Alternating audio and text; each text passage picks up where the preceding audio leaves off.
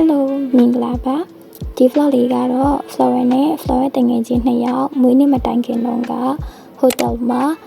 နားယူဖို့အတွက်သွားခဲ့တဲ့တရက်တာလေးကို vlog လေးလုပ်ထားဖြစ်ပါတယ်ဒါကတော့ hotel ကိုသွားနေတဲ့လမ်းမှာပါပြီးတော့ Flower တို့ hotel ကိုရောက်တယ်ပြီးတော့ check in လုပ်တယ်ပေါ့နော်ဆိုတော့ Flower တို့ပထမဆုံးဝင်ခဲ့အခန်းကကျတော့ view ကလုံးဝမလှဘူးအဆောက်အဦနဲ့ကွယ်နေရဖြစ်တဲ့အတွက်ဘာမှမမြင်ရဘူးပေါ့နော်အဲ့ဒီအတွက်မလို့နောက်ထပ်တစ်ခန်းကိုရွှေ့ခိုင်းခဲ့ပါတယ်ဒါတော့ Flower တို့နောက်ထပ်အခန်းကိုသွားနေရဖြစ်ပါတယ်ရှင်ထောက်တွေလည်းအများကြီးပဲပေါ့နော် Flower ရိုက်ဖို့အတွက်စဉ်းစားလာတဲ့ဟာလေးရှိရမလို့လူရမယ့်ရလေးအများကြီးယူလာဖြစ်ပါတယ်ဒါတော့ Flower နောက်ထပ်အခန်းကိုသွားနေရဖြစ်ပါတယ် Flower တို့ဒီရောက်တဲ့အချိန်မှာကျတော့10နာရီထိုးလောက်ရှိပြီပေါ့နော်ဟိုတယ်ကိုရောက်တဲ့အချိန်ကကျတော့ဒါမဲ့ check in ဝင်ရမယ့်အချိန်ကကျတော့မနေ့7နာရီပေါ့ဘာဖြစ်လို့နောက်ကျနေရလဲဆိုရင်တော့ Flower တို့လမ်းမှာတခုဖြစ်သွားရပေါ့နော်အဲ့ဒီတခုကိုကျတော့နောက်ဗီဒီယိုလေးမှာ Flower ပြောထားပါတယ် Okay ဆိုတော့ဒီနောက်ထပ်တစ်ခန်းကိုပြောင်းလိုက်ပြီးမယ်လေ view ကတော့ဒီလိုပါပဲထင်တယ်လို့လည်းမလှဘူးပေါ့နော်ဒါ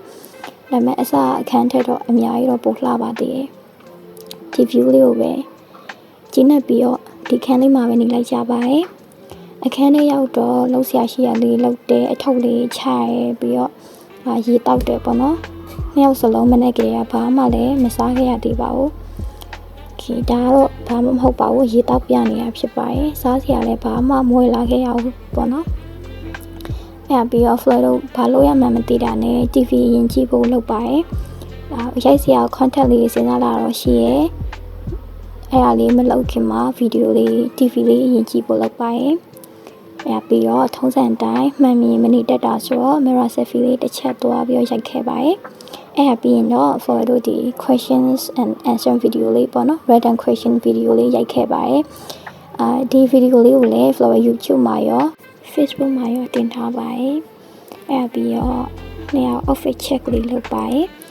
Flower ဆက်စချင်းဝတ်လာတဲ့အပန်းရောင်အင်ဂျီလေးအကြောင်းရင်နည်းနည်းလေးဟိုက်နေရော Flower တတမဖြစ်တာနဲ့နောက်ထပ်အင်ဂျီလေးပြန်ပြီးတော့လဲလိုက်ပါတယ်ဒါတော့အဖြူနဲ့အမဲ outfit check ပါတယ်ပြီးတော့ selfie လေးနည်းနည်းပပပေါ့နော်ဟိုရိုက်တရိုက်လေးလုပ်တယ်ဒါကတော့တယောက်တည်းထပ်ပြီးတော့ outfit check ပါတယ်ဘာလို့နေမှလည်းမသိဘူးပေါ့နော်ဗီဒီယိုကတော့တော်တော်လေးရိုက်လာခဲ့ပါတယ်ပြီးရင်တော့ဒါကျတော့ Flower အင်ဂျီလေးပြန်ခောက်နေတာပေါ့နော်ဒီမြန်မာဝိစုံလေးနဲ့ဗီဒီယိုလေးကိုလည်း Flower တင်ထားပါတယ်ဒီဗီဒီယိုလေးကိုလည်းမကြည့်ရသေးရင်ကြည့်ပေးပါဦးနော်အများကြီးပဲအင်ဂျီတွေကတော်တော်လေးခောက်လိုက်ရတယ်ဆိုတော့ဒီတဲ့အတိုင်း organize မဖြစ်လို့ရှိရင်စိတ်ကအဆင်မပြေဘူးပေါ့နော်အဲ့ဒါကြောင့်မလို့တစ်ခုချင်းတိတ်ချပြီးပြန်ခောက်ခဲ့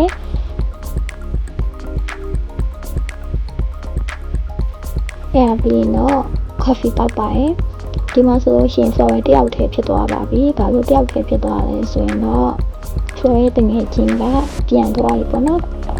သူအရာရေးကြီးကိစ္စရှိရနေသူပြန်သွားရပါတယ်ဆိုတော့တယောက်တည်းဘာလို့ရမှန်းမသိဘူးဟိုတွေးနဲ့လုပ်နေပါတယ်တကယ်တော့အဲ့ဒီမှာရိုက်ဖို့ contact ပြအများကြီးစဉ်းစားလာတယ်ဒါပေမဲ့ပြန်သွားရဆိုတော့လုပ်စရာလည်းမရှိတော့ဘူးရိုက်စရာလည်းမရှိတော့ဘူးပေါ့နော်အဲ့နဲ့အိမ်မေကိုလုပ်ပါတယ်ဒါပေမဲ့အိမ်မပြောဘူးအဲ့နဲ့ TV လေးကြည့်ပါတယ်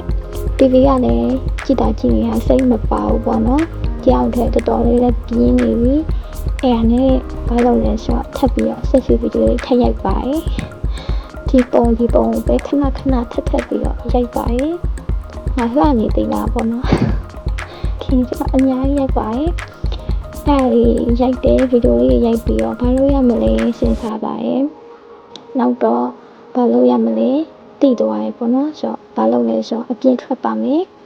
အပြင်မထွက်ခင်မှာဒီ selfie video လေးထပ်ပြီးတော့ရိုက်ခဲ့ပါသေးတယ်အပြင်ထွက်ဖို့အတွက်ပေါ့နော်အပြင်ကတခြားတော့သွားတာမဟုတ်ပါဘူးဒီဟိုတယ်အတွင်းမှာပဲရှောက်ကြည့်ဖို့အတွက်စဉ်းစားပြီးတော့ထွက်မယ်ပေါ့နော်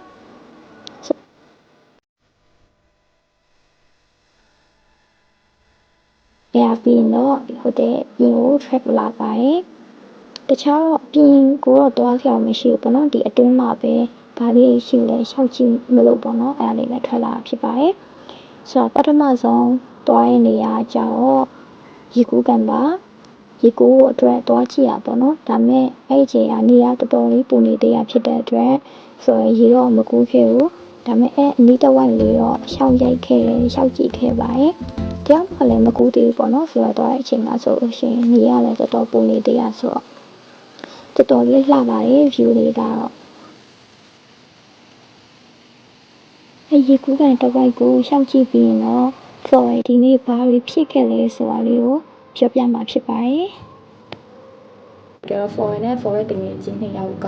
ဒီလထဲမှာမွေးနေ့ရှိရဆိုတော့2ယောက်သားအေးအေးဆေးဆေးလေးပေါ့နော်ဒီမှာ relax လုပ်မယ် chill မယ်ဆိုပြီးတော့တတိချာလေးချိန်ထားရဲတတိချာလေးရ booking လုပ်ပြီးတော့လာကြရဲဒါပေမဲ့ဘယ်လိုဖြစ်လဲဆိုတော့2ယောက်သားအိမ်ကနေစပြီးတော့ထွက်တာနဲ့လမ်းမှာဆိုင်ကယ်ဖမ်းမိပါတယ်ပထမတစ်ချက်ပေါ့နော်ဒုတိယတစ်ခါကတော့ hotel ကို booking တင်လုံးကကျတော့ view လာတဲ့အခန်းလေးတောင်းထားပြီးပထမဆုံးဝင်ရတဲ့အခန်းကကျတော့ view လုံးဝမလှဘူးပေါ့နော်ဆိုတော့အခန်းပြန်ပြီးတော့ချိန်ခံရတယ်နှစ်ခါပြင်မှန်းရပေါ့နော်ဆိုတော့အဲ့ဒါတစ်ခု hotel ကိုရောက်ပြီးတော့တိတ်မကြောက်ပေါ့နော်2ယောက်အဲ့လို question video လေးရိုက်ပြီးတော့တိတ်မကြောက်ပါဘူးသူပြန်သွားရပါတယ်hotel ရဲ့ staycation package ထဲမှာကမနေ့8နာရီကနေညဟုတ်ပါညနေ6နာရီအထိပေါ့နော် Florida booking လုပ်ထားတာဆိုတော့သူကပြန်သွားရယ်ပြီးတော့ Florida မနေ့ကရောက်တဲ့အချိန်ကကြောမနေ့9နာရီခွဲ10နာရီလောက်ရှိနေပြီပေါ့နော်လမ်းမှာကြာနေရတယ်ဆိုတော့10နာရီလောက်မှ check in လုပ်တယ်သူက12နာရီလောက်မှပြန်သွားတော့ဆိုတော့ Florida က12နာရီလောက်ကတည်းကနေအခုကတော့2နာရီထိုးရမယ်ပေါ့နော်အခုထိကိုဘာမှလည်းမစားရသေးဘူးတယောက်တည်းဟိုရိုက်ဒီရိုက်နဲ့အလုံးရှုံနေရပါတော့ Okay ဆိုတော့ဒီလောက်ပါပဲဒီနေ့ရဲ့2ယောက်သားအရန်ကြရက်တွေလည်းအများကြီးထားရဲအဲ့ဒီအပြင် relax လုပ်မယ်လို့လုပ်ထားပြီးတော့ဘာမှလည်း relax မလုပ်လိုက်ရပါဘူးပတ်စံတွေလည်းဆုံးပါတယ်ဆိုတော့ဒီဆောင်ကနေဟိုတဲကနေသမင်းကျော်လေးမှာလိုက်ပါတယ်သမင်းကျော်ကတော့စားလိုက်ကြတဲ့အတိုင်းတုံးရသမင်းကျော်ကိုစက်သားနဲ့မှာလိုက်ပါတယ်floor ရဲ့ဟိုအရှိက SAD floor ပါဆိုရင်လည်း floor ဟိုတဲကနေသမင်းကျော်ပဲမှာစားပါတယ်ဘယ်တော့သမင်းကျော်ပါပဲစားရလေးလွယ်စားရလေးလွယ်ပေါ့နော်သမင်းကျော်တော့အကြောင်းလို့ပါဒါတော့ဘိုက်ဆဆာနဲ့အတက်ကုန်းစားပါတယ်ဒါမဲ့ဒီတပွဲလုံးတော့မကုန်းခဲ့ဘူးပေါ့နော်ဆဲကစားအဲ့လိုပဲနည်းရောအမြဲတမ်းကြံခဲ့ဒါလည်းတပွဲလုံးတော့မကုန်းခဲ့ဘူးအရတာကတော့5 out of 10ပါပဲရန်ကောင်းလာမျိုးတော့လည်းမဟုတ်ဘူးပေါ့နော်ဆိုရဲတက်တော့ပုံမှန်ပဲပေါ့နော်ဆိုရတာတော့5 out of 10ပါပဲ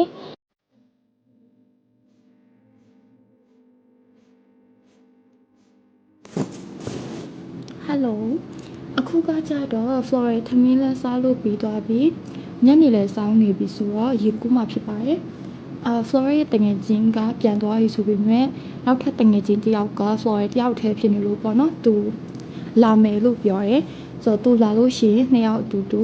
ရေကူးကြမှာဖြစ်ပါတယ်ဆိုတော့သူ့ကိုစောင့်နေရပေါ့နော်ဒါတော့ Florida ရေကူးအတွက် EG လေးတက်လိုက်ပါတယ်ဗီဒီယိုရိုက်နေရဆိုတော့အပေါ်တက်လေးရောထပ်ထားရပေါ့နော်ဒါပေမဲ့တကယ်တော့ Florida အနေကလုံးဝရေမကူးဖြစ်လိုက်ပါဘူးFlorida တငယ်ချင်းကိုစောင့်နေရပေါ့နော်ဒါကြောင့်သူလာရဲ့ချိန်ကျတော့ရေကူးကန်မှာကနေနည်းနည်းပူနေသေးတာဖြစ်တဲ့အတွက် Florida ဓာတ်ပုံလေးရေးရိုက်ဖို့အတွက်လုပ်လိုက်ပါတယ်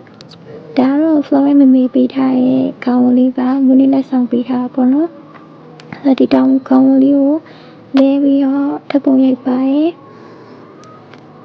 ကျေးဇူးပါမမေးဒီ flower လေးကိုလည်း flower ရမ်းကြိုက်ပါတယ်လုံးလုံးချုံလေးရှိရပေါ့နော်အသားလေးလည်းမစိုးအေးအေးလေးနဲ့ဝလို့ကောင်းပါတယ်နဲ့ထပ်ပြီးတော့ဗီဒီယိုလေးရိုက်တယ်ဒါတော့နောက်ထပ်လာပြီး flower ရဲ့တငယ်ချင်းတယောက်ပေါ့နော်မျက်နှာတော့မပြပါဘူးဆိုတော့တပ်ပုံလေးရိုက်ကြရဲအဲ့ဒါပြီးတော့ flower စကားလေးပြောကြပေါ့နော်မတရားချပြီးဆိုတော့စကားလေးပြောရဲအဲ့ဒါပြီးတော့ပြန်ဖို့အတွက်လုပ်ပါတော့တယ်ဒါတော့ပြန်တော့မယ်ပေါ့နော် flower ပြန်ဖို့အတွက်နောက်ဆုံး mirror selfie လေးရိုက်တယ်အဲ့ဒါပြီးတော့ hotel check out လုပ်ဖို့အတွက်သွားပါတယ်ဒီတော့ဒီ vlog လေးကအစားတော့ activity အများကြီးနဲ့လုပ်ဖို့လုပ်ထားပေမဲ့မထင်မှတ်ထားလေးဖြစ်သွားဖြစ်တဲ့အတွက် အများကြီးတော့မရိုက်လိုက်ခဲ့ဘူးဒါတော့ပြန်နေပါပြီရှင် vlog လေးကိုဆုံးဖြတ်ကြည့်ပေးလို့အများကြီးကျေးဇူးတင်ပါတယ် thanks for watching